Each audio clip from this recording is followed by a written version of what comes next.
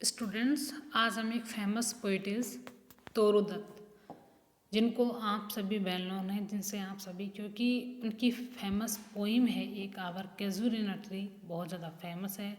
और सबसे इम्पोर्टेंट बात ये है कि ये जो पोइम है उनकी कहीं ना कहीं वेल कनेक्टेड है। उनकी हमारे जो इंडियन जो एटमॉस्फेयर है, जो कल्चर है, उससे कहीं ना कहीं वेल कनेक्टेड है। ये इनकी जो आदत ज़्यादातर एजुकेशन है वो बाहर आई थी, यूरोप कंट्री में थी, लेकिन फिर भी ये अपने हार्ट से इंडियन कल्चर को डिवोटेड रही। इंडियन कल्चर का जो जो जो इफेक्ट है इनकी जो राइटिंग स्किल है उनमें क्लियरली शो होता है। अब हमारी जो तोरू दत्त हैं ये और भी ग्रेट हो जाती है, लेकिन ये बहुत ही अर्ली एज में इनकी डेथ हो जाती है।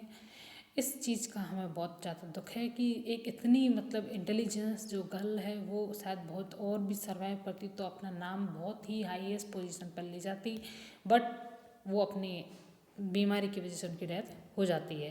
Toru Dutt was born in 1856 in the family of Govind Chandra Dutt.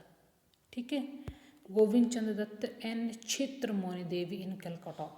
तो जितने भी हमारे पहले की जितने भी पोइट हैं ज़्यादातर कलकत्ता से ही बिलोंग करते हैं, क्योंकि कलकत्ता में उस समय एक तो हम क्या बोलते हैं रेनेसेंस का भी इफेक्ट था, एंड सेकंड मोर जो इम्पोर्टेंट थिंग है वहाँ की वेल्थ था, वहाँ पर अच्छा धन था उनका। तो उन्होंने अपनी स्टडी के लिए अपने बच्चों को फर्दर स्टडी के लिए यूरोपियन कंट्री में भेजा, और उस चीज़ की वजह से हम उनकी इंग्लिश पे कमांड हो गई।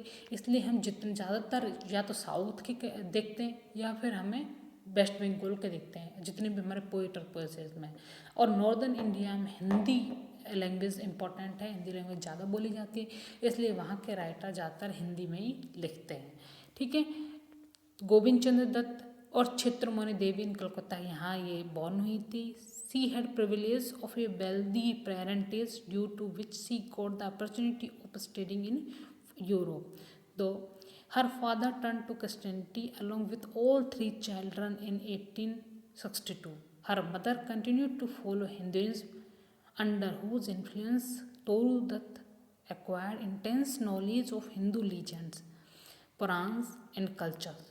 In spite of her exposure to Western life and culture, she remained an Indian from the core of her heart, which is quite evident in her writings. She was from Bengali background, still she attained proficiency in English, ठीक है, French and later on Sanskrit at an early age. इन्होंने सबसे important बात तो ये Bengali background होने के बाद में इंग्लिश में इनकी प्रोफिशिएंसी हो जाती है। ऐसे क्यों होता है, इनकी प्रोफिशिएंसी क्यों होती है? क्योंकि ये फर्दर स्टडी के लिए कहाँ चली जाती है, यूरोपियन कंट्री में चली जाती है, और यूरोपियन कंट्री में जाने की वजह से इनकी स्टडी, इनकी इंग्लिश इम्प्रूवमेंट हो जाती है।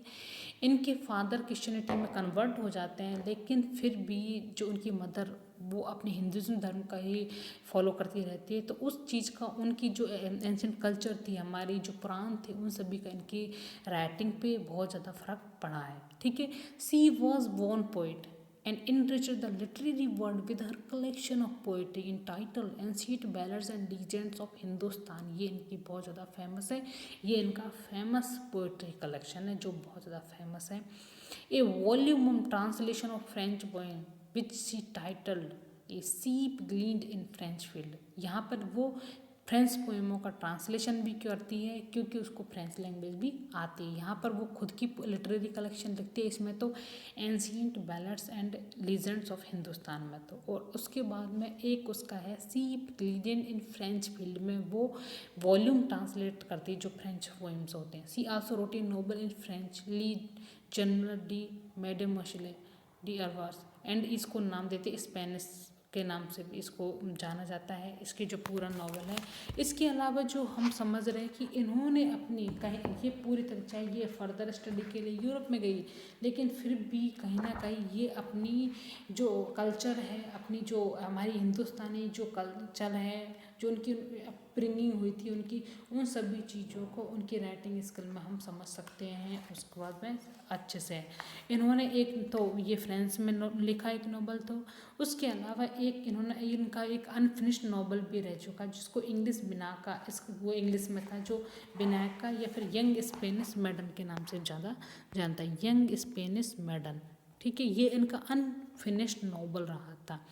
तो ये आपकी पोइटेस थी तोरू दत्त। इनकी डेथ हो गई थी 1877 में। ये इनकी डेथ एक बीमारी की वजह से हुई थी, जिस बीमारी की वजह से इनके दोनों भाई अफजू और अरुदत्त जो फेमस थे वो भी एक्सपायर हो जाते हैं। इन द सेम डे ये भी एक्सपायर हो जाती है। इनको सभी को टीबी की दिक्कत होती है। तो उस समय जब ये इनकी डेथ होती है तो उस समय टीबी का इलाज नहीं था, इसलिए इनकी डेथ हो गई थी। ठीक है, ये देखो कितनी सी कम उम्र में मर गई। 1856 में ये बॉर्न हुई थी और 1877 में इनकी डेथ हो गई। तो आप सोच लो 21 की इनकी डेथ हो गई इस तरह से। और उस इतनी कम एज में भी इन्होंने कितने फ्रेंच पे, इंग्लिश पे, यहाँ तक कि बाद में संस्कृत पे भी कमांड कर ले। तो ये हमारे लिए बहुत अच्छी बात है। ठीक है, ये आपकी पोएट्स थी। Thank you very much.